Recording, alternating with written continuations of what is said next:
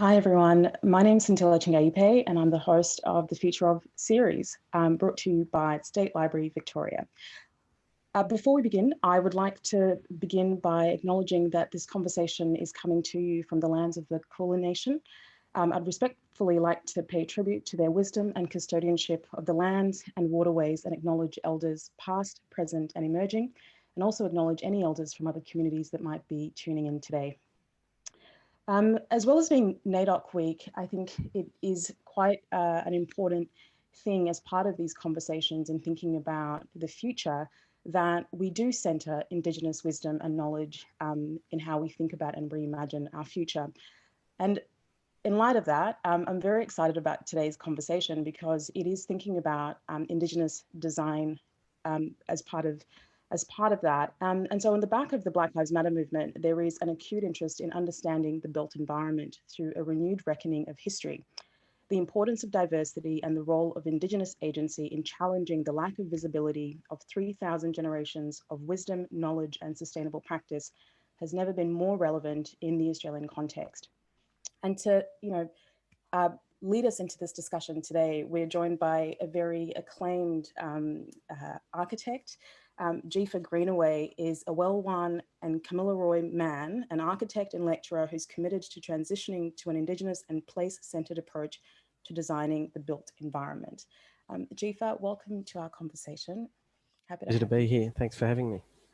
And so if you are listening into this conversation, you can join in the conversation through using the hashtag SLVFuture. That's SLVFuture. So Jefa, I've got a lot of questions to ask you, but I thought I'd start in thinking about something that you wrote recently, and I'm going to quote you here if you don't mind. And you said that we're at an important moment, a moment to pause, to reflect, and to start to chart a new direction. And I guess you were talking about this in the context of everything that this year has brought on and in previous years as well. And I wonder, how can architecture play a role in enabling change? Yeah, that's a terrific question. And I think it's important to contextualize where architecture sits in the pantheon of different forms of, what I call cultural expression. So if you think about Indigenous culture, song, dance, ceremony have been the means in which we've expressed ourselves culturally, and it's been embodied. And I would argue and posit that architecture is equally a form of cultural expression in the hands of Indigenous people. And as a result, if we think about it, of all the disciplines, the creative endeavours that Indigenous people engage with, it's the one which is most viscerally connected to country. So it's place-centred. So it is located at a particular, location as it relates to and understands and acknowledges the diversity of the distinct context of Australia. So if we look at it pre-contact, there were over 600 dialects and over 250 distinct language groups.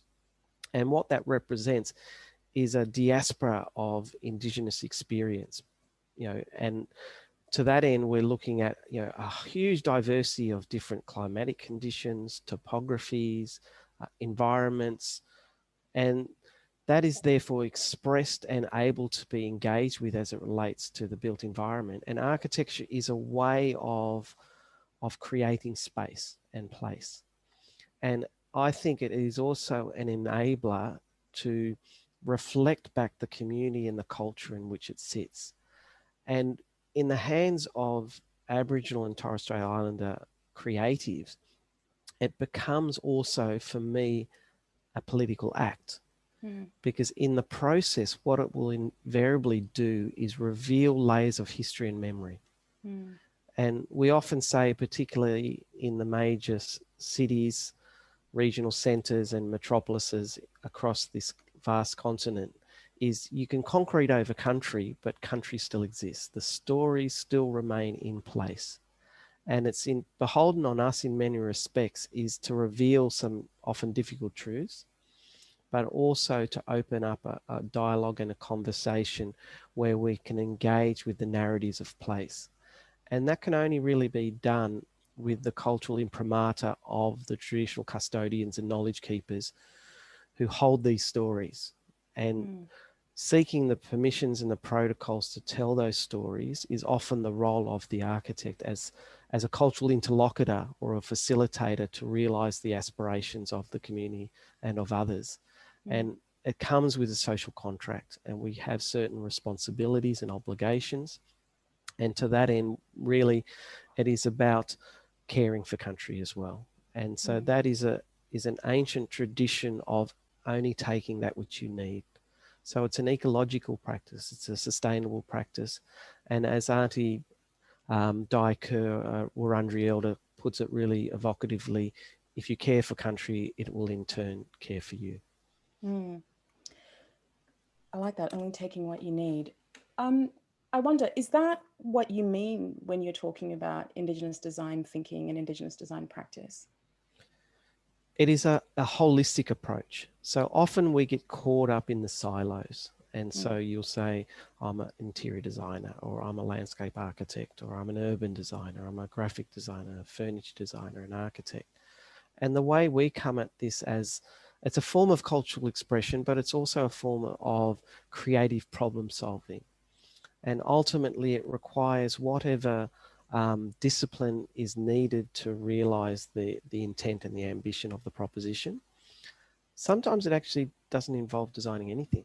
It might be actually about curating an outcome through activation, through community empowerment and self-determination. It might be about looking at the minimum viable option as opposed to the edifice. And so you can see there's a nuance here in the thinking that underpins it. And so for me, Indigenous design thinking is about embedding narrative within the DNA of the thinking, and it starts with facilitating agency and voice and engaging with the specificity of place and amplifying the opportunity. But importantly, it's a strength-based approach. It's celebrating our shared humanity. It's understanding that there is great wisdom in 67,000 plus years of history and unbroken connection. And so ultimately, it is a mindset, and it's a mentality which seeks to go deep rather than superficial. And it is certainly a distinct way of understanding the contribution of design as being an enabler. I mean, everything you're saying just makes a lot of sense, but I'm also sitting here sort of thinking, why has it taken so long, for this kind of engagement to be incorporated into built environments? Well, in part because the built environment disciplines has in fact been complicit in the colonial story. And so we know that the imposition and the dislocation of Indigenous people from their traditional lands has actually been orchestrated through putting on buildings, putting up fences, preventing access to country. And so that is a difficult truth that the industry is still grappling with. And ultimately, it is also understanding that invariably all Indigenous practitioners need to be taught through a Western canon or through the lens of a non-Indigenous worldview. And so in many respects, I think there has often been a bit of a disconnect to realizing the opportunity of how Indigenous people can contribute within the built environment without perpetuating some of those sort of colonial methods. And also there are invariably systemic, I guess, enablers to maintain the status quo and the power dynamic, and understanding too that often that the systems, the policies, the regulation have actually precluded Indigenous voices to contribute. And also there is certainly a small cohort of Indigenous practitioners within the built environment, particularly within architecture. And so building up that momentum and having a strong cohort who can actually agitate for meaningful change is the point we're at in history. And so ultimately, I think now we've come to a level of cultural maturity where we can engage with these sort of conversation. Mm. There is certainly, I think, an intent, and it's illustrated in the Victorian context where we have in fact legislated for treaty conversation. And that really raises the spectre of how does the discipline of architecture and other allied professions need to adapt and change to meet that new reality on the horizon?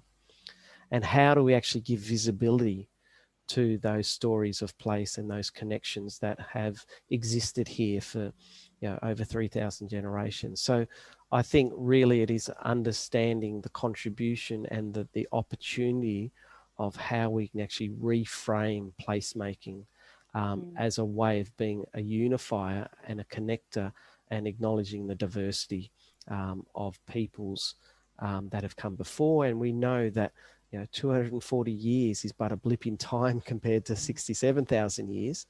But it's not a case of losing that 240 years of history. You're actually gaining 67,000 years of history and importance of connections to this place. Is that what you mean when you talk about the need to move away from what you call the muralization and museumization of Aboriginal culture? Certainly, because I think in large part we've defaulted to those standard tropes and stereotypes and simplistic illusions, and that is the sort of low-hanging fruit of how we engage with the representation of culture through the built environment. And to me, it becomes much more powerful and evocative when you actually embed it in an integrated fashion. It's beyond surface treatment. And ultimately, you're not setting Indigenous culture back in time. It's acknowledging that Indigenous culture is a lived culture, constantly changing, adapting, and evolving. You don't last on this vast continent for so many millennia without the ability to adapt and change. And understanding that cultural continuity, I think, is certainly an important part of the story that needs to be considered and acknowledged and embedded.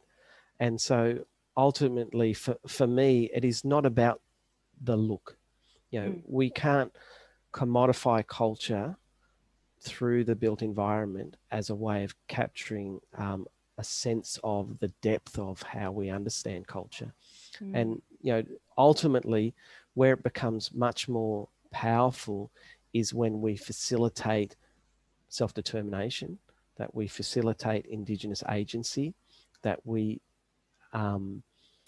empower Indigenous communities to share in the benefit of how we might shape the built environment. And ultimately, we give up a little bit of the power so as Indigenous people can actually dictate on their own terms the way in which they may wish to groom the landscape to suit their needs as they exist now. And I know you've mentioned that, at the core of Indigenous design thinking, it's not just about physical structures. It's about a way of thinking about and telling stories and engaging with these histories. But I do wonder if there are any examples that you can share with us where these have been implemented in a way that they've been able to, manifest it in the built environment. Are there any examples that you could point to that have done that? Yeah, certainly. Well? We've been working on a project for a number of years at the moment at the University of Melbourne. It's known as the New Student Precinct. It's a 2.5 hectare site. And located on it are 5 existing buildings which will be transformed dramatically. And then there'll be additional 2 new buildings. But the overarching strategy was to incorporate an urban and landscape solution which stitched together all these disparate elements. And what transpired in that particular project, which is part of a large consortia of 5 architectural practices and 2 landscape architectural practices, and while it's certainly centred within a campus of a university within a major metropolis of Melbourne, what it really sought to do was to give visibility and normalisation to Indigenous culture. And the way in which that was orchestrated was by a carefully calibrated, deep and immersive engagement strategy. And it involves speaking to 4 traditional owner groups, speaking to the Indigenous staff of the university, the Indigenous leadership, Indigenous students. We managed to capture the voices of 25% of every Indigenous student on campus. And then what we did is we themed those key voices and information and insights to then craft a creative solution. And what transpired was the desire of the community, validated through oral history and connection to the site, was an understanding of that site. So we know, for instance, that often the old watercourses that meandered through our cities were often piped through the stormwater system. So they essentially piped the old creek lines. Mm-hmm. And interestingly, through this project, we revealed that there was a major stormwater system running under the campus where the project was located. But more interestingly is we undertook some cultural mapping to really reveal those layers of history and memory of place. And what it revealed was an interesting story. Adjacent to the site was a street known as Bouverie Street, which used to be a creek, which used to connect into Elizabeth Street, which also was a creek, which used to then connect into the Yarra and therefore into the bay. Mm-hmm. But what transpired, and to this very day, and it was revealed through these conversations and the deep listening of engaging with traditional knowledge keepers, was there is in fact an eel migration that traverses through the old stormwater system under the university campus. Wow. And that then became the impetus to create a cultural narrative which unified the entire precinct. And I like to call this project the River of No Sound, because one of the key strategies and ideas was to daylight the old watercourses as part of the urban and landscape design solution. And embed that within the DNA of the project, across a number of different domains. So in the architecture, the interior design, the wayfinding, activation strategies, art strategies, procurement policies, empowering Indigenous enterprise. So you can see what it did was it created this ripple effect to start to embed in a much more holistic way the opportunities to share in the bigger story of a cultural narrative, engaging directly with knowledge keepers, and then to normalize a connection to culture as part of the experience of everyone who interfaces with the campus, be it students, staff, or visitors. And so you can see the power of design thinking to actually create an opportunity which was otherwise not there, but it's born of an Indigenous sensibility and perspective and knowledge systems. So can non-Indigenous people incorporate Indigenous design thinking into their work? That's a vexed question in many regards, because the starting point is often non-Indigenous people have had very little exposure to Indigenous culture. So what it therefore does is it demands a level of engagement and skin in the game. And ultimately what it requires is for those practitioners who are seeking to engage with Indigenous knowledge systems as part of the design proposition is to build what I call cultural intelligence. And so what that necessitates is to build one's own capabilities, skills, language to engage meaningfully, and ultimately understanding some of the protocols, some of the sensibilities, some of the ways in which one works with Indigenous people. And ultimately for me, the key to that is moving beyond a transactional to a relational model. So building respect, building trust, building connection, but understanding sometimes we actually have to slow down to speed up. And so carving out the requisite time and space, but also understanding that one can't simply hoover up Indigenous knowledge and claim it as your own. There are certainly protocols around cultural, Indigenous cultural intellectual property protocols and permissions and moral rights and intellectual property and all those sort of considerations. And there is a fine line between being appropriate and appropriating. And so there's a nuance in language, and ultimately it's really about seeking the the permissions from the traditional custodians of how they wish to be represented or how their stories may seek to be told, and then understanding the ways in which we share in that benefit again, and coming back to this idea, it's not about the ego of the architect per se, it's about getting the outcome which has that cultural imprimatur to proceed ultimately. And so, it starts with education, and it starts with skilling up. And I do recall a Turtle Island elder in North America say to me something which was quite evocative, and he said, you've got to fish from the creek rather than from the banks. And ultimately what he was saying there was the importance of getting your feet wet, and engaging deeply rather than from the peripheral.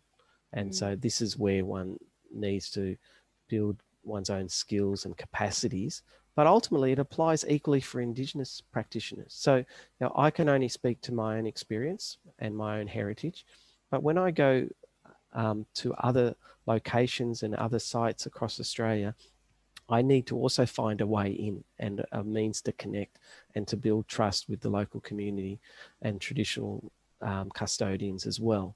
So it's not exclusive to non-Indigenous people either.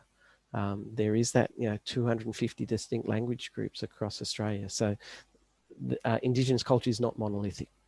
It's not homogenous. So understanding some of those aspects is also something which is important as well.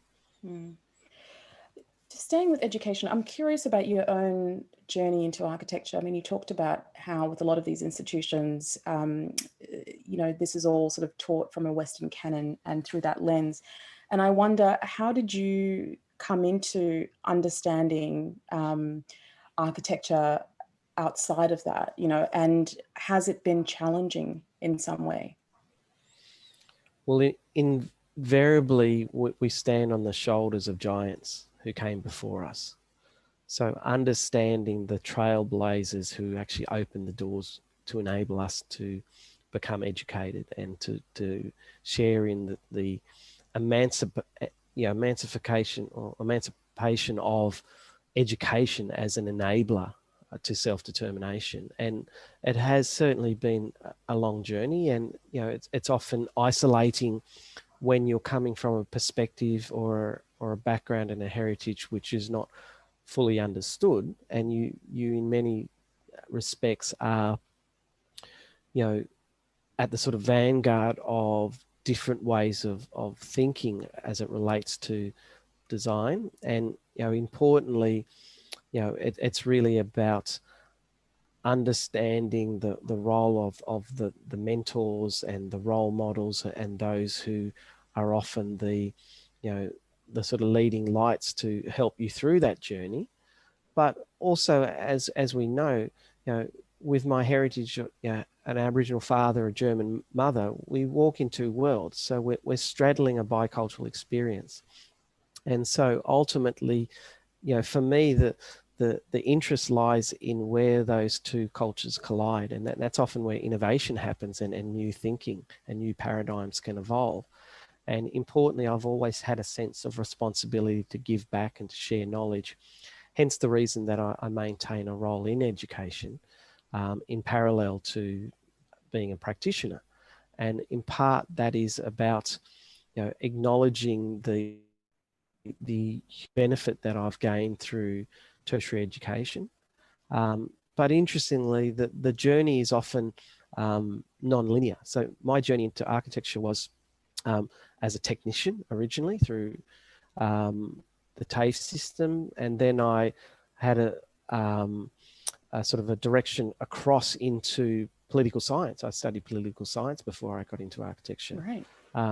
And so inherently nothing is wasted. So, while it may have been circuitous, all those other experiences have actually informed the way in which I think about design and the contribution. And I see it very much in a sort of strategic way and looking at where the opportunities lie, and certainly understanding some of the inhibitors, but also looking at how one can start to recast or reframe a different way of engaging with design and using it as a vehicle to very much express oneself, but also empower others. That's ultimately our role. Is it's a people-centered practice, and if we're not, orchestrating things in such a way that it benefits people, we're creating edifices to our own egos. I want to ask you, just before we wrap up, earlier you touched on this idea of design equity, and I was just wondering if you might be able to elaborate on what you mean when you talk about design equity. Yeah, certainly. Importantly, I think we need to understand the contribution of Indigenous voices as shaping a broader national conversation. And there are certainly an emerging cohort of practitioners who are seeking to carve out a space and a voice within the creative endeavours of the built environment and architecture. But we need to also provide opportunities and ensuring that there is true equity in enabling Indigenous creatives and contribution to occur in meaningful ways, rather than those sort of superficial ways of engaging, and having a meaningful seat at the table, and being able to contribute in ways in which we can express ourselves without it necessarily being diluted or mediated or controlled in such a way as it's sort of akin to the sort of mission manager of trying to tell us how we seek to engage and express ourselves through the built environment. And so importantly, opening pathways as well for young people who may be interested in engaging with the built environment is certainly another important element. And significantly, it is creating culturally safe environments where one can engage with culture within design education as well, and providing alternative opportunities and perspectives rather than a singular Western prism of and lens in which we understand design. And I remember sitting in on the International Council of Design General Assembly, and I remember hearing a practitioner who was seeking election on the board, and she was explaining in the context of Indonesia, and knowing too the rich number of languages that exist in our region. And she was saying, we are all creatives, but we don't need necessarily a piece of paper to tell us that. We don't necessarily need to go through a design school to reinforce and demonstrate our acuity, our skills, our dexterity, our innovation, our sophistication of engaging with design culture. It is in fact embodied. And it reminds me of a quotation from Auntie Deb Cheatham, Yorta Yorta elder and opera singer. And she said, you can't sight read culture. And what she was saying, really, it is embodied. It is part of us. And so we don't necessarily need to follow the standard models that are set out for us. We can also find alternative ways to engage with the design. But importantly, the idea of equity is at the core of how we can embrace diversity and truly reflect our broader cultures and diversity of peoples through design as well. Yeah.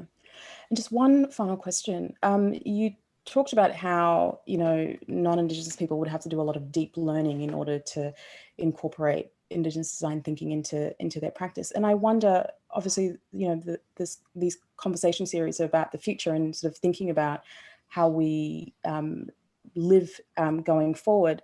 Is it viable, going forward to not have or make these considerations, even if you're not Indigenous? Like, to me, it just almost seems as though omitting, these things that you talk about just don't really seem to have a place in our future. Well, I think importantly, we need to shift from the cultural amnesia and acknowledge and embed this thinking as just normative. We go through often, multiple phases of inquiry and research and engagement with propositions as we create, and particularly within the built environment. So this should certainly be embedded as part of the mix. It's knowing which country a project is located as a starting premise is very simply understood and able to be engaged with. The where it becomes really compelling and engaging is how we start to build that up and create much more sophisticated responses, and ultimately enabling Indigenous voices to start to define some of the parameters and to understand that there are certainly opportunities here where we can actually celebrate. That for me is the exciting component of all this is I'm enthused about the opportunity of how it can actually recast and reshape our places and spaces in the Australian context. And, I see a time where we see buildings and bridges and landscapes being wholly designed by Indigenous people, which provides a point of contrast or innovation in design thinking, informed by that particular sensibility and perspective.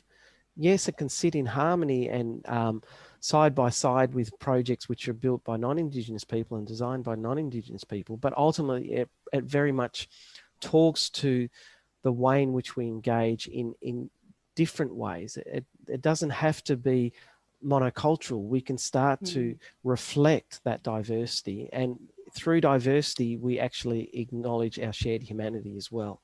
And that's a real critical component, is understanding we're all in this together. There are more things that bind us than that doesn't.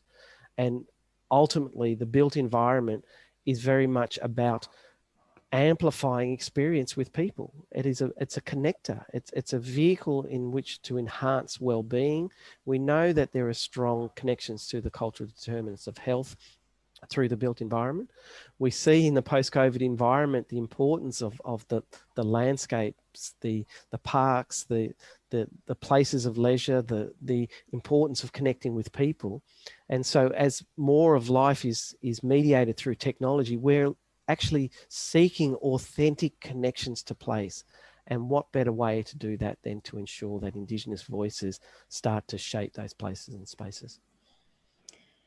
Absolutely. I think that's a very wonderful point to end this conversation. I could keep talking to you forever just because you're just so insightful. And I've certainly got a lot out of this conversation. So thank you so much for being part of this, Jefa. Really appreciate it.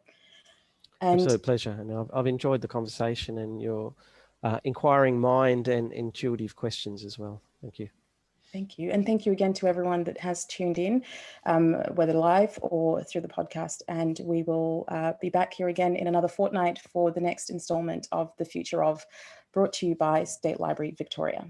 Thank you.